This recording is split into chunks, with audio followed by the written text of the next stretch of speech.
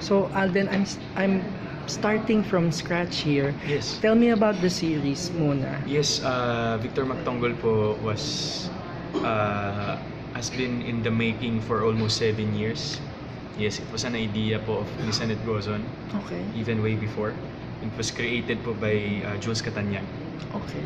And then Victor Magtanggol po is a story about a young man, a hardworking young man who was very caring about his family, his friends, loved ones. Became an OFW to look for his mom na nawala for the longest time. And then as he goes along his journey abroad, Oh. he works as a maintenance in a museum. Okay. And then the curator of the museum happens to be part of the Nordic mythology, the Norse mythology, which is Asgard. Na magsa-start po yung series at the end of the gods and goddesses. So, to cut the story short po, pinagkatiwalaan ni curator si Victor Magtanggol, gave him the compass, kasi somehow the compass interacts with Victor in a strange way, na parang he is the chosen one to be the next wielder of the Mjolnir, the hammer of Thor. So after that, the compass guided Victor on a journey to look for the gloves, the magical gloves of Thor, which is called the Yarn Griper. Mhm. Yun po yung gloves that Thor wears so that he can wield the Mjolnir, the hammer. Then nakita niya, and then after that, he became Hammerman, the superhero who wields, and then the journey starts from there. Ano yung power niya Ah, as Hammerman? lightning and thunder po. Ah, okay. Of course, with the hammer, everything comes from the hammer. Kasi Victor himself is just a human being. So it's like Thor. It's like Thor. It's very much like it, Mhm. based on Norse mythology. I see. Why did you, or did you even ask them, bakit natin binase sa Norse mythology imbes na Filipino mythology? Well, I really didn't have the Chance to chance to ask about it. I was really overwhelmed by the idea, Mhm. and I was very happy na in a way I was given a role which happens to be a superhero na I've never done before po. Oo nga. And So I'm really happy about the outcome. it sounds expensive, ah. I mean, may powers, Yes. and did you shoot abroad? We shot abroad for the OFW scenes, and then we even rented out a studio for a certain number of time kasi we're gonna shoot most of the effects and the scenes that requires magic in that studio. Saan kayo nag-shoot abroad specifically? We shot in Japan po. We Wow. shot most of the scenes in Japan, and then the location, the team that handled our shoot in Japan was very efficient. They even in Japan po kasi now it's summer already, Right. so there's not really much of a snowy areas. Everything's dried up, but they were able to find a certain mountain who happens to have snow in the middle of summer. So doon po kami nag-shoot. It's in the Toyama province po. It's very far from the city. So isa pa pala yung challenge sa'yo, you work with snow around. So Yes. so it's cold. It's cold, Of course. but I love the cold weather po kasi I love Ganun ba? the gloomy weather. It really parang yun yung pinaka-ano ko pang pump up. So I love working in cold weather kasi I what do you call that? I function better Pag in cold malamig. weather. Yes. Kesa pa sa mainit. Kasi mas mainit. Okay. Saan nga sa Japan? So we shot Tokyo and Toyama area. Doon lang po sa dalawa. Talaga. And you mentioned at the start that this is a project that started 7 years ago pa. Yes, it was an idea 7 years ago, and ngayon lang po siya nag-materialize. Because of technology, or because they were waiting for you? I don't know po. I really don't know the story behind it. But with that idea na it's a 7-year in the making project, now it's finally happening. It's really quite big for me and for the network. Please talk about your costume and physical preparations. Well, the costume, we had quite several revisions on the costume. It's really hard to put up a costume that looks Filipino and Yeah. purely made by Pinoys. That's basically what happened po. It's all Filipino. We didn't ask help from any foreign body. Kami, Filipino talent po siya. It's pure Filipino talent, sweat, and creativity. And then physical fitness po, of course, I really had to work extra parang on working out kasi the costume is fixed. I cannot lose weight or I cannot gain weight Okay. na exceeding dun sa size niya. So I really have to maintain. Is it hard getting into the costume? It's not that hard po. It's a good 8 to 10 minute suiting up. Ganun ba? Yes. Mabilis lang po. Okay. Tapos, your co-stars? Co-stars, all professionals. Ang sarap katrabaho from the veterans down to the newbies. It's basically, I couldn't ask for a better cast and crew and staff. Okay. Parang everyone is so into the project. Everyone is putting a lot of effort into the project. So parang nakakahiya na hindi gawin yung part mo. You feel somehow parang you need to push yourself an extra mile para to be able to deliver. Kasi lahat sila, even from the director down to the utility staff, we're all in this together. That's the certain feel I feel every time I'm on set. Ganun ba? Magpapakita ka ba dito ng abs? At sinong leading lady mo? Nako, abangan niyo po yan. Actually, marami pong leading ladies dito, and the story will revolve. The leading ladies will somehow have a thing for Victor. Kasi si Victor kasi doesn't really have plans on exploring the love angle of the story. Parang I see. he has so much on his hands na lagi niyang kinakalimutan yung sarili niya. It's always for the other people, not for Victor. Uunahin muna niya yung iba bago yung sarili niya. So it's not really a love story disguising as a hero story. It's really a superhero It's story. a superhero story, yes po. Did you request it that way? Well, it was parang yun po yung pinaka-layout. And parang sabi ko, I've also had a little input na baka pwedeng we can create a story na since I started po, I've always done projects with huge love arc angle. Right. So sabi ko baka pwede po dito, hindi po siya yung major thing or major conflict ng story. Let's put stress on Victor as a family guy, Victor as the superhero, and the yung mga bagay na mahihirapan siyang mag-decide on that specific angles. But of course, meron pa rin konting love story, but it's not really a major arc sa storytelling ng Victor Magtanggol. So sino-sino yung mga actresses who have a thing for Victor? It will be played by Janine Gutierrez, Okay. Andrea Torres, and Reese Tuason. And you've worked with all of them before this? Yes, I've already worked with them. Parang Janine, this is the first time I'll be working with Janine. Okay. But with Andrea and Reese, I've worked with them before. And how do you find them personally? The passion for the craft has been there. Parang I can sense it. I mean, we share the same sentiments with acting. That's why ang sarap nilang katrabaho. I mean, they put effort into the scenes that we make and then we create. So, parang they're really fit for the role. Tama. And this is an original character, di ba? Yes, Victor Magtanggol is an original character. So it's an important role for you kasi any hero or even superhero movie can become iconic if done right, Exactly diba? po. If done well. Yes po. And you know that. Yes, of course. Opo, parang it's really how the story will go, how the image of the superhero will be projected all throughout the storytelling of the series. Tama. Parang kasi of course we only see Victor Magtanggol on pictures, on trailers.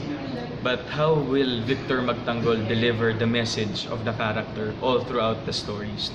Content is very important po.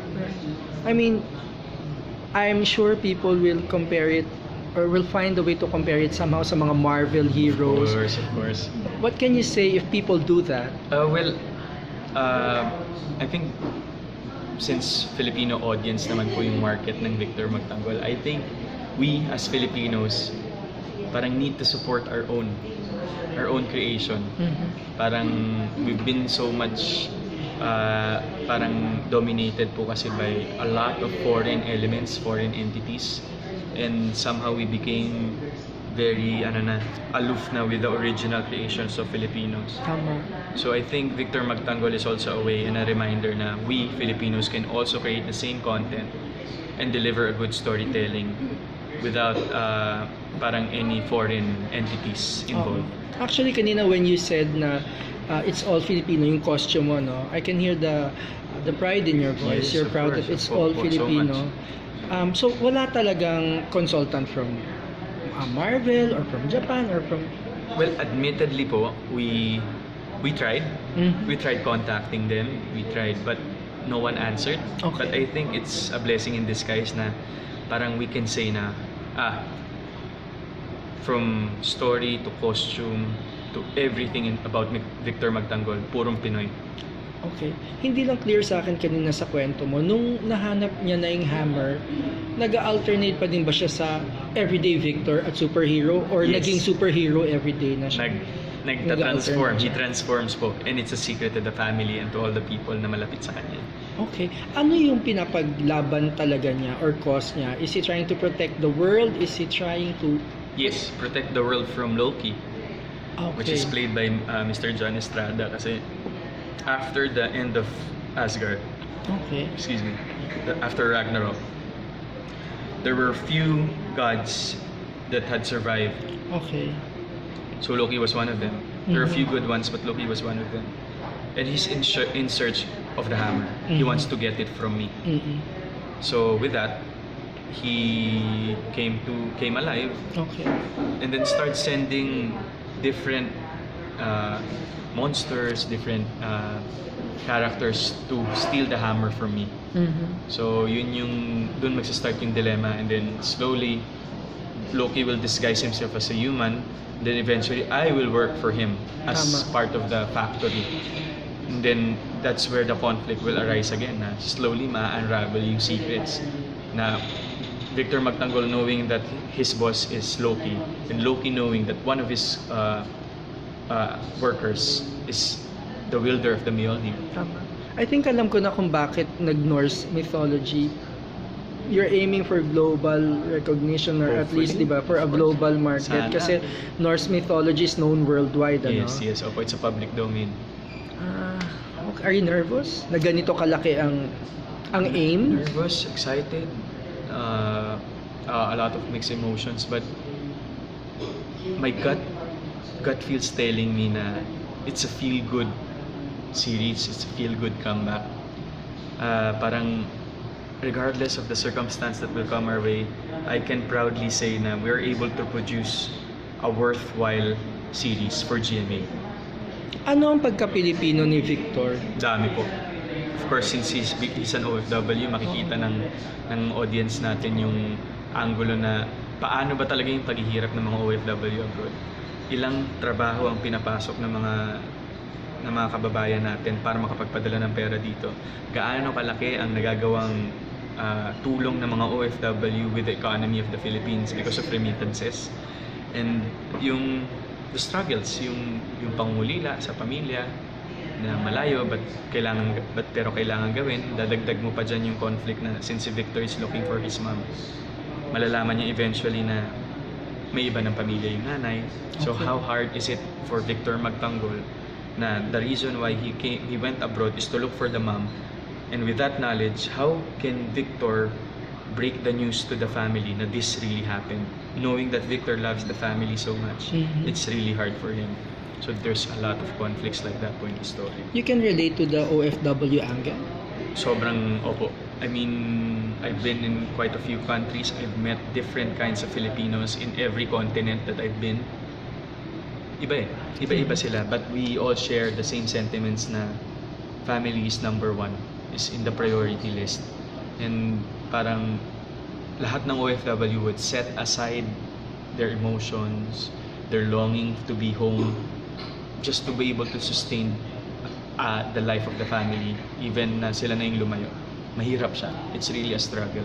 And you have OFW family members? Wala naman po. Pero I have a brother who lives abroad now. Medyo it's been quite a while since we last saw each other. So meron talaga. There's somehow eventually yun nga yung parang you really parang learn to know what the true feelings are when it's already gone. So yun po yung naramdaman ko when my brother left for the States to settle there with family, to get married. I'm thinking you read up on Norse mythology to Yes, get into the character. I've read a few backgrounds on it kasi I was surprised that Thor has a wife, that Thor has kids. Oh, I didn't know that then. Yes, so yun po, medyo yun po yung konting introduction also nung Victor Magtanggol on the Norse mythology angle. Kasi syempre tayo, well ako personally as a Pinoy, since I watch a lot of movies involving Nordic mythology, especially the one that Marvel produced. Mm-mm.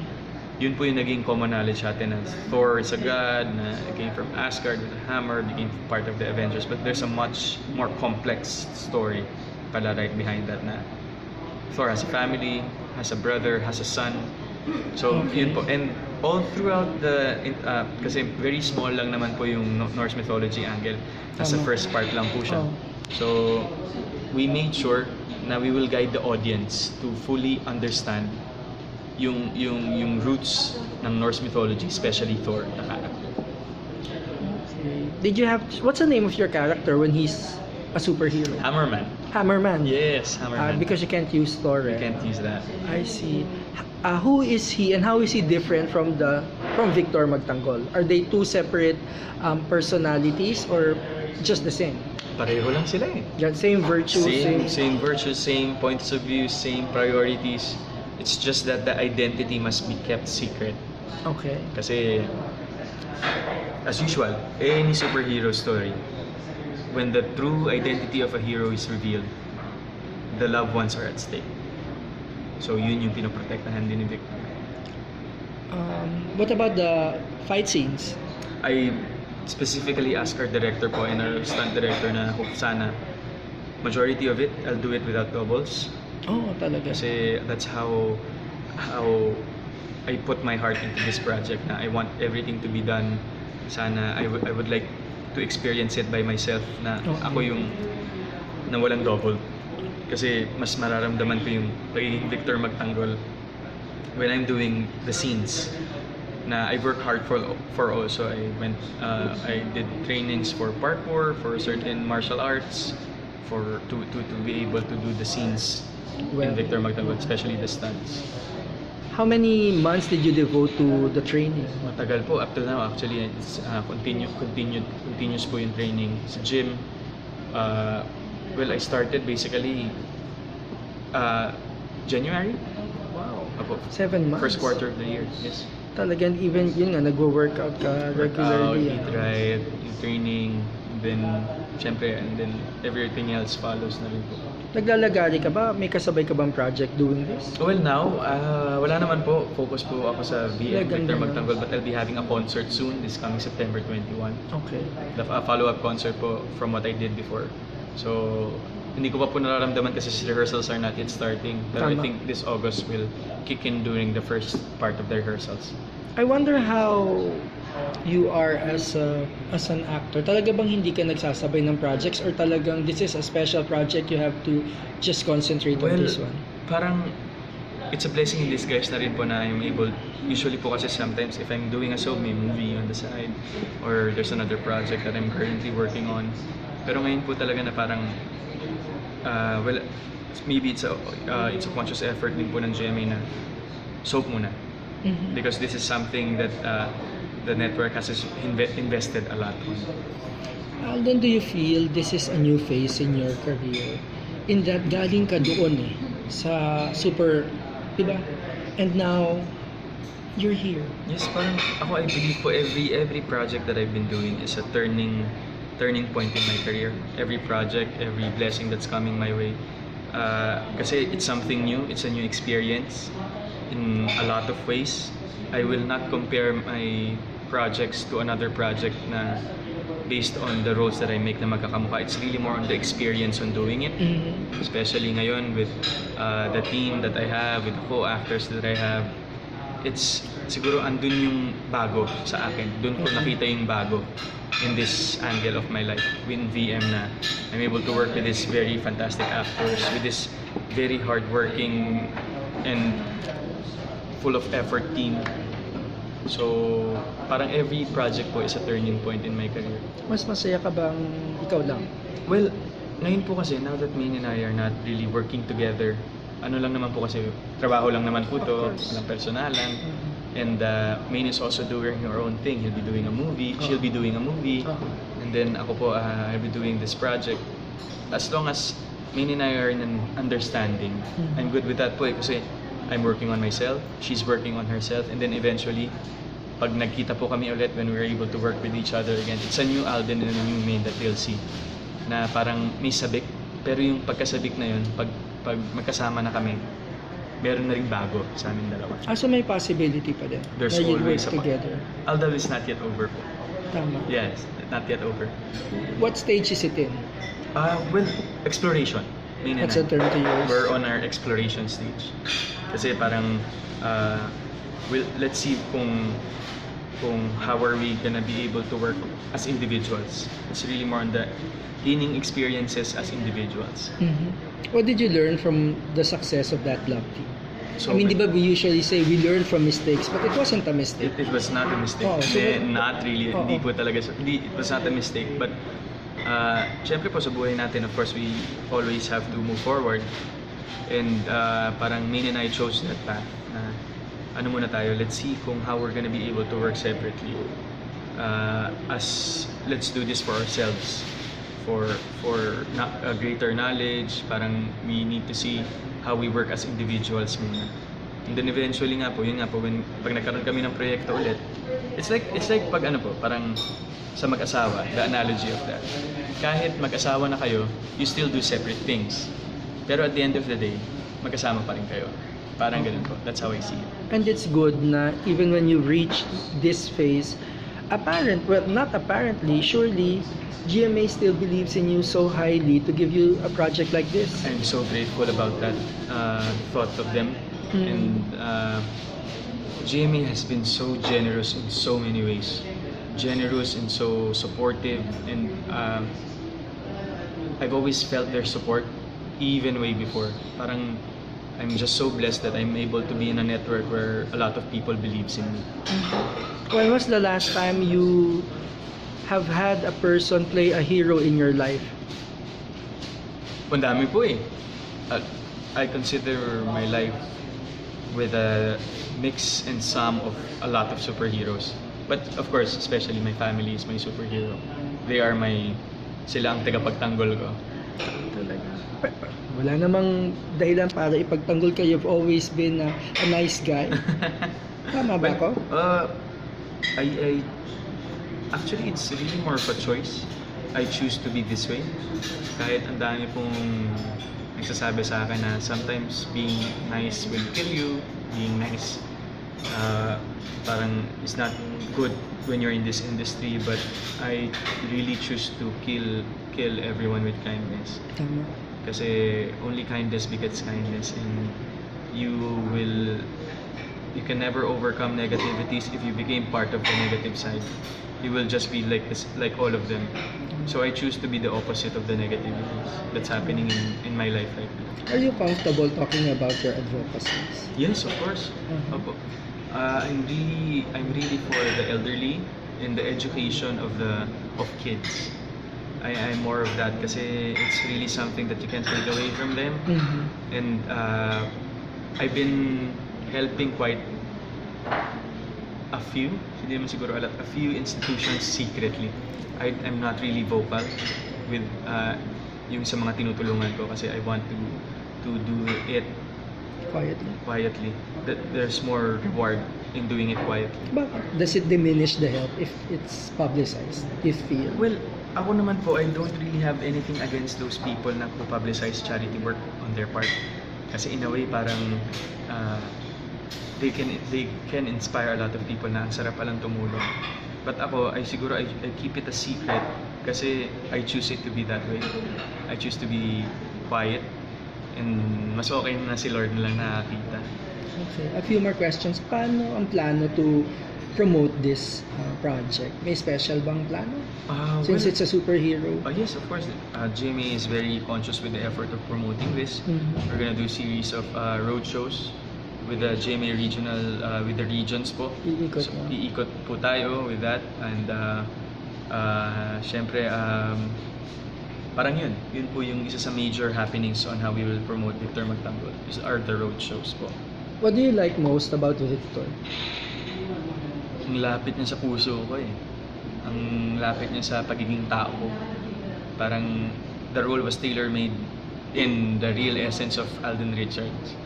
So kaya gustong-gusto ko siyang gawin kasi I'm able to portray a role which happens to be me in real life. Si Victor ba ay matapang na hindi umiiyak? O meron siyang soft side? Meron siyang soft side pero hindi niya pinapakita sa mga mahal niya. Parang ako yan. Iyon nga, kaya ako tinanong I choose not to be weak in front of the people that I love kasi they're holding on to my strength.